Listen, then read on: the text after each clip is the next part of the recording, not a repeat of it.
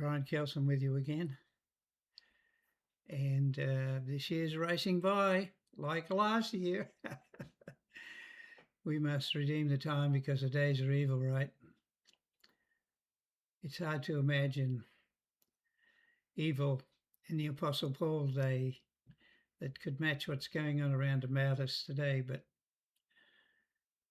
people don't change, do they? The unregenerate, that is.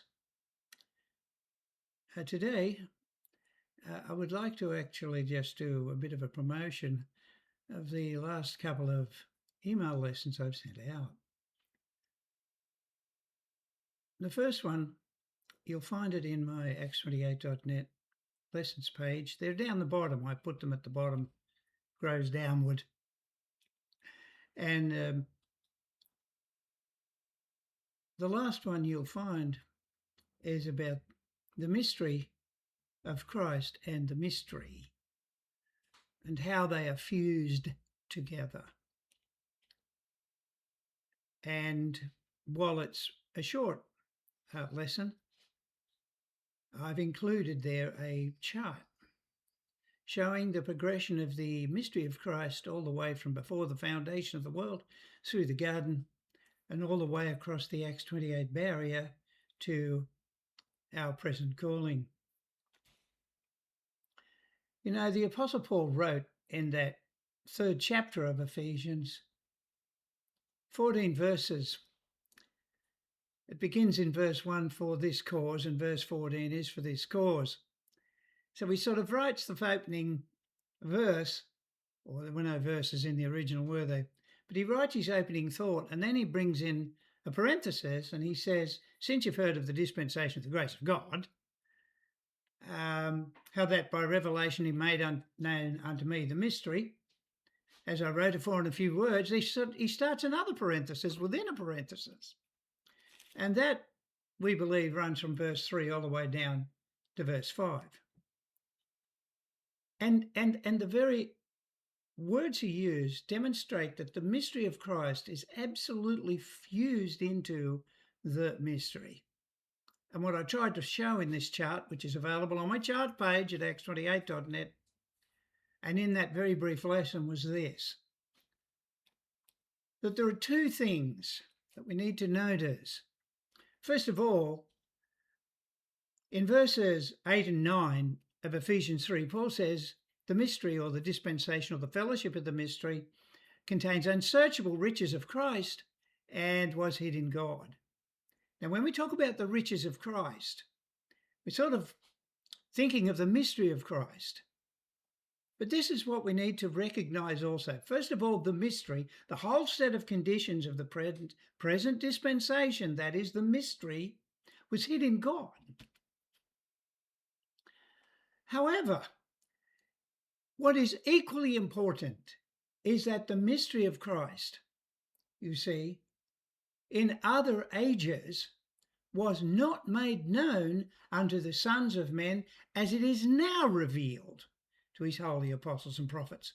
I respectfully suggest they might be the apostles and prophets post Acts 28, but even if they're not, the apostles and prophets were given information post Acts 28 about the mystery of Christ, which had not previously been revealed.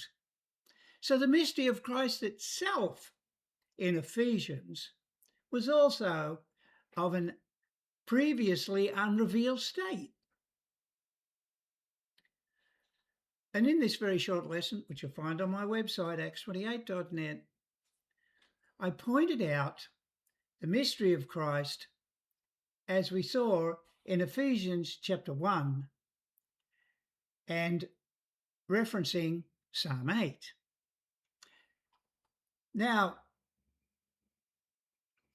in verse 20, Paul is writing in Ephesians 1 about the power in Christ, or the exceeding greatness of his power toward us that believe, which he wrought in Christ when he raised him from the dead and set him at his own right hand in the heavenly places, far above all principality and power and might and every domain and every name that is named, not only in this world but also in that which is to come, and has put all things under his feet, and gave him to be head over all things to the church, which is his body, the fullness of him that filleth all in all. Now, here is Psalm 8.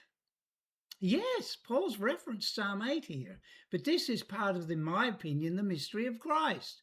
And Psalm 8 talks about, O Lord, how excellent is thy name in all the earth. You have set thy glory above the heavens. David knew about Christ's or Jehovah's glory above the heavens. Solomon at the dedication of the temple said, the heaven of heavens cannot contain thee.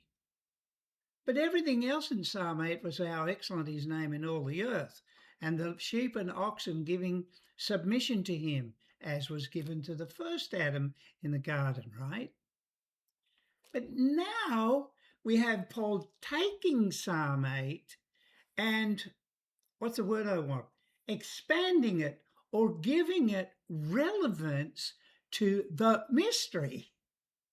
Because Christ, being head over all things to the church, which is his body, is a feature of the present dispensation of the grace of God, and which has Psalm 8 fused with its fresh revelation about Psalm 8 into our present calling. Well, you see.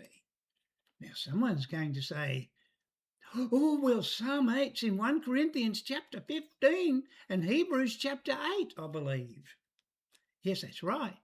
It is. In 1 Corinthians 15, it is accepted. Paul is referencing the fact that the Father is not under Christ's feet. And Hebrews 8 says, we see not yet all things under his feet.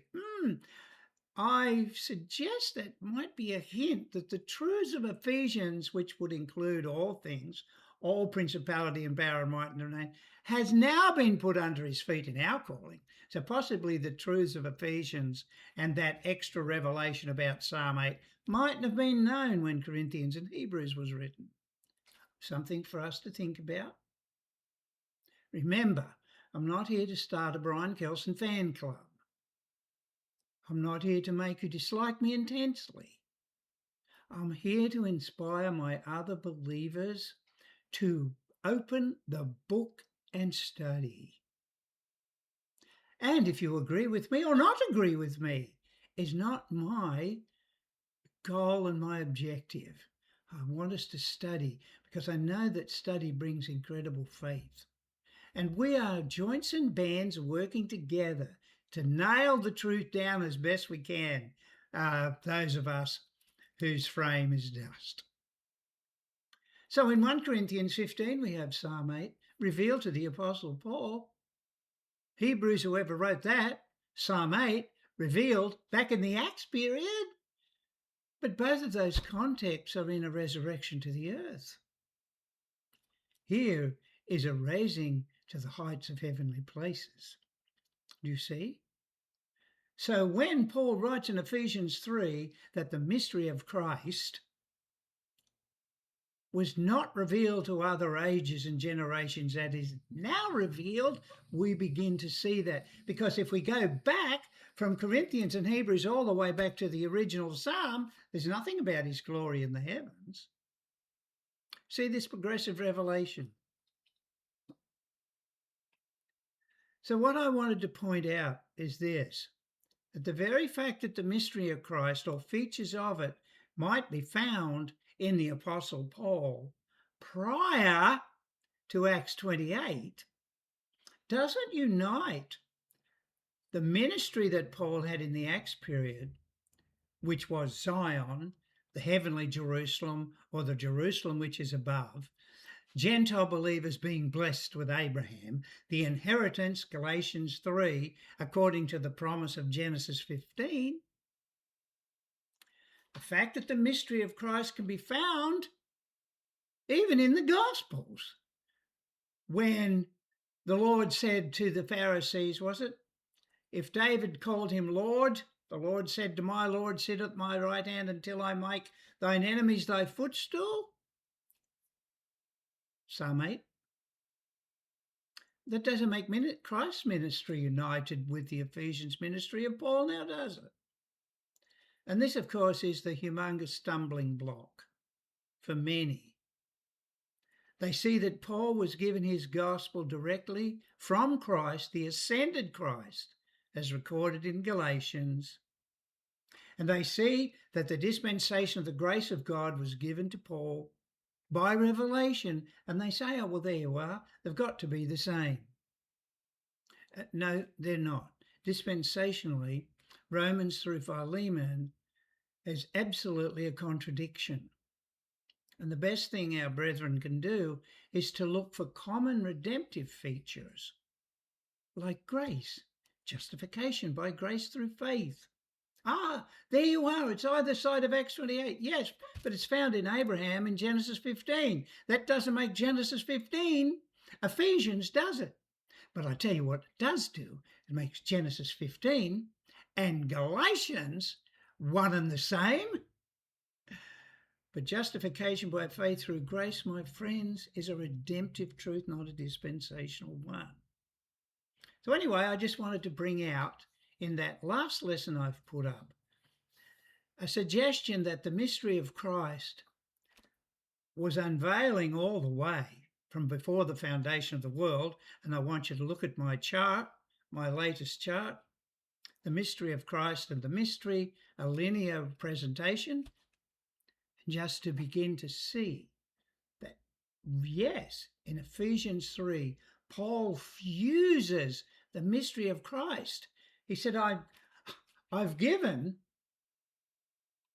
since you have heard of the dispensation of the grace of God given me to you, word, how that by revelation he made known unto me the mystery, as I wrote afore in a few words, whereby when you read them, I understand my knowledge in the mystery of Christ. He's fused them together.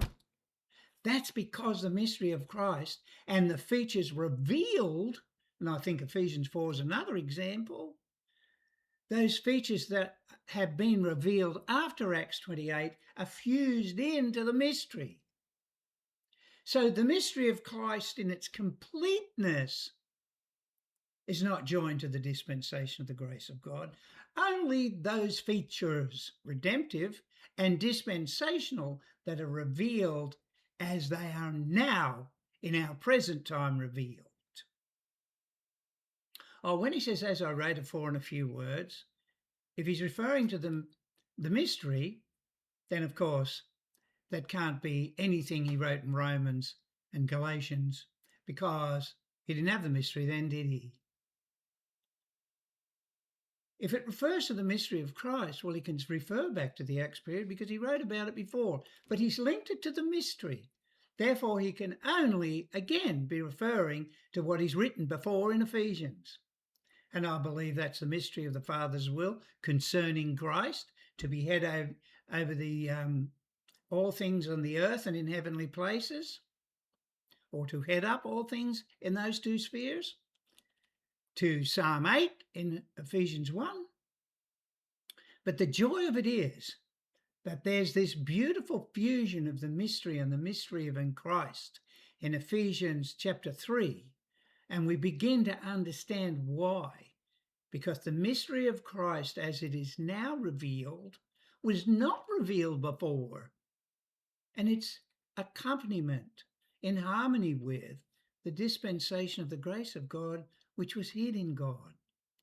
I hope this little presentation helps you and inspires you to do more study, because I don't want you to agree with me. Search and see, and may the Lord be glorified in all our endeavors to look into the Word and to honor Christ and to bless and worship the Father by the spirit of one access that he has obtained by his obedience unto death, even the death of the cross.